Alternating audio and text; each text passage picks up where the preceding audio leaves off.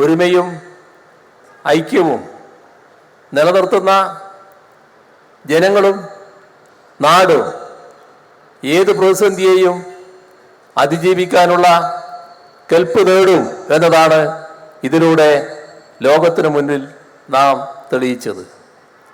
ആ നാട് ഇപ്പോൾ ഉണ്ടായ വലിയ ദുരന്തത്തിൽ ആവശ്യമായ സഹായം കേന്ദ്ര ഗവൺമെന്റിന് ലഭിക്കണമെന്ന് തന്നെയാണ് ഇപ്പോഴും ഞങ്ങൾ പറയുന്നത്. ഈ അങ്ങേയറ്റ നിഷേധാത്മക നിലപാട് സ്വീകരിച്ച ഈ ഘട്ടത്തിലും വീണ്ടും സംസ്ഥാനത്തെ ഗവൺമെന്റ് എന്ന നിലക്ക് കേന്ദ്ര ഗവൺമെന്റിനെ ഞങ്ങൾ സമീപിക്കും.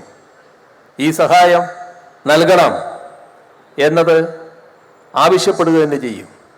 ഇതൊരു ഔദാര്യത്തിൻ്റെ പ്രശ്നമല്ല, അവകാശത്തിൻ്റെ പ്രശ്നമാണ്. നാം ഈ രാജ്യത്തിൻ്റെ ഭാഗമായുള്ളതാണ്, നമുക്ക് അവകാശപ്പെട്ടതാണ്. ആ അവകാശം നേടിയെടുക്കുന്നതിന് വേണ്ടി ശ്രമിക്കുക തന്നെ ചെയ്യും. എന്നാൽ ബഹുമാന്യായ റവന്യൂ മിനിസ്റ്റർ പറഞ്ഞതുപോലെ ഇനി ഈ ഒരു സഹായവും നൽകിയില്ല എന്നൊരു സമീപനമെടുത്താൽ ഞങ്ങൾ പ്രഖ്യാപിച്ച ഒരു കാര്യത്തിൽ നിന്നും പുറകോട്ട് പോകില്ല എന്നതാണ് വ്യക്തമാക്കാനുള്ളത്.